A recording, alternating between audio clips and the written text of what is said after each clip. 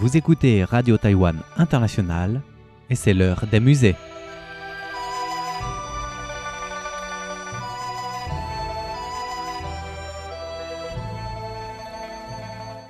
Chères auditrices et chers auditeurs, bonjour. Vous êtes à l'écoute de l'heure des musées, une émission consacrée à l'art et à la culture chinoise.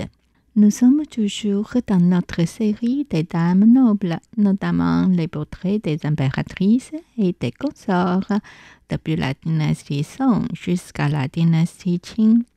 La semaine dernière, nous avons fait connaissance avec les impératrices de la dynastie Song et Yuan. Aujourd'hui, nos yeux sont attirés par celles des Ming et des Qing. Image 1. Portrait assis de l'impératrice Xiao Ding de la dynastie Ming. Elle était la fille du pauvre Li Wei, mort en 1584. Elle devint servante au palais impérial de l'empereur Longqing, où elle fut finalement promue concubine. En 1563, elle donne naissance à un fils, qui est d'abord déclaré prince héréditaire de Yu, puis prince héritier après la succession au trône de Longqing. En raison de sa réussite, son père est anobli. Sa carrière sociale n'était pas inhabituelle sous la dynastie Ming, car plusieurs impératrices, consorts et concubines venaient d'un milieu pauvre et ont fait une carrière similaire. Elle-même était décrite comme humble et soumise, agissant conformément à l'idée féminine de son époque. Image 2. Portrait assis de l'impératrice Xiao Xianchun, collection Musée national du Palais, Beijing. L'impératrice Xiao Xianchun, 1712 à 1748, surnommée Fu Cha, est née dans une famille ayant une longue lignée de hauts fonctionnaires. Son grand-père, Mi Si-han, était ministre des Finances et son père, Li Rongbao, était gouverneur de Chahar. Elle a reçu une éducation orthodoxe de qualité dès son enfance, maîtrisant les règles de l'éthique, la droiture et les lettres. Le 18e jour du 7e mois de la 5e année du règne de Yongzheng, 1727, l'empereur Yongzheng l'a nommé premier Fujing, consort primaire, auprès de son quatrième fils, Hongli, alors âgé de 17 ans. Après la cession au trône de Hongli, elle est devenue impératrice. Frugale et modeste, elle préférait les tenues simples ornées de fleurs aux parures en or, jade ou bijoux. L'empereur Qianlong et elle se respectaient profondément et étaient très attachés l'un à l'autre. En 1748, lors de la 13e année du règne de Qianlong, pendant un voyage d'inspection à l'Est avec l'empereur, elle est décédée à Shandong, épuisée par la fatigue et une longue maladie.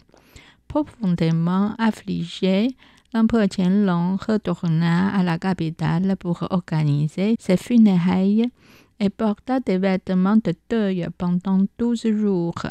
Il écrivit également l'Ode de la tristesse, ainsi que des poèmes pour exprimer son chagrin et commémorer la mort prématurée de l'impératrice. Image 3. Portrait assis de l'impératrice douairière Cixi. L'impératrice douairière Cixi était une femme de la noblesse mandchoue du clan Yerenala, qui a contrôlé efficacement le gouvernement chinois à la fin de la dynastie Qing en tant qu'impératrice douairière et régente pendant près de 50 ans, de 1861 jusqu'à sa mort en 1908. Choisie comme concubine de l'empereur Xianfeng, dès son adolescence, elle a donné naissance à un fils, Zaichun, en 1856. Après la mort de l'empereur Xianfeng en 1861, son fils âgé de 5 ans devient l'empereur Tongzhi et Cixi assume le rôle de co-impératrice douairière aux côtés de la veuve de Xianfeng, impératrice douairière Ci'an. Cixi a ensuite consolidé son contrôle sur la dynastie en installant son neveu comme empereur Guangxu à la mort de l'empereur Tongzhi en 1875. Ci'an est resté co-régent jusqu'à sa mort en 1881.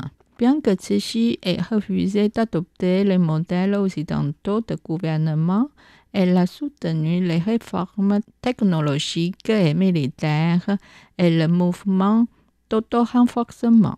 Elle place l'empereur Guangxu qui, pensait-elle, avait tenté de l'assassiner en résidence surveillée pour avoir soutenu des réformateurs radicaux et exécute publiquement les principaux réformateurs. Lorsque la rébellion des Boxers entraînait l'invasion des armées alliées, Cixi a d'abord soutenu les groupes de Boxers et a déclaré la guerre aux envahisseurs. La défaite qui s'ensuivit fut une humiliation cuisante. La mort de Cixi et de Guangxu en novembre 1908 laisse la cour aux mains des conservateurs mandchous, l'enfant Puyi sur le trône et une société agitée et profondément divisée. Image 4. Portrait à l'huile. Bien que les légendes encourant la concubine Xiang ne correspondent pas tout à fait à la vérité historique, elles ont en effet un talent dramatique. La concubine Xiang, dès l'origine la femme de Gou Zikan, est dit à l'homme de législation et de combat. Lorsque le grand général Zhao Hui a pacifié la région du Xinjiang, elle a été forcée à la cour des Qing comme captive. On dit qu'elle transpirait un parfum d'exotisme et que l'empereur a été progressivement attiré par elle et avait même un centre religieux ouïghour et réglage bâti pour elle dans l'espoir qu'il pourrait apaiser sa douleur de sa beauté exotique. Mais la concubine Xiang, littéralement concubine vagabonde, restait émotionnellement attachée à son mari ouïghour et voyait Gao Zong comme un ennemi. Passant ses jours dans la misère et la haine, elle gardait même un couteau à ses côtés pour empêcher l'empereur de s'approcher. En fin de compte, l'impératrice douairière, afin d'éviter ce qu'elle ressentait de décision calamiteuse, a ordonné la mort de la concubine Xiang un jour où l'empereur était occupé par des sacrifices. Dans cette peinture faite sur carton de papier, une couture évidente traverse la zone du menton de la figure. Si ce travail a été conçu comme un portrait, cela aurait été un endroit improbable pour une couture. Par conséquent, ce portrait aurait pu être un détail qui appartenait autrefois à certaines grandes peintures murales de la cour. Et finalement, une photo de la dernière impératrice de l'histoire de la Chine, Wanrong. Image 5. Photographie de Wanrong 1906 à 1946, la dernière impératrice de Chine. Wanrong était l'épouse et impératrice consort de Puyi, le dernier empereur de Chine. Elle fut l'impératrice consort titulaire de l'ancienne dynastie Qing, de leur mariage en 1922 jusqu'à l'exil de la famille impériale en novembre 1924. Plus tard, elle devint l'impératrice consort de l'État fantoche japonais de Mandchouguo dans le nord-est de la Chine de 1934 jusqu'à l'abolition de la Mandchourie en août 1945, à la fin de la Seconde Guerre mondiale. Elle mourut en prison en juin 1946 et ses restes ne furent jamais retrouvés. Le 23 octobre 2006, le frère cadet de Wan Rong organisa une cérémonie funéraire pour elle dans les tombes impériales de l'ouest des Qing. Bon, on va s'arrêter là pour aujourd'hui. Merci de nous avoir suivis.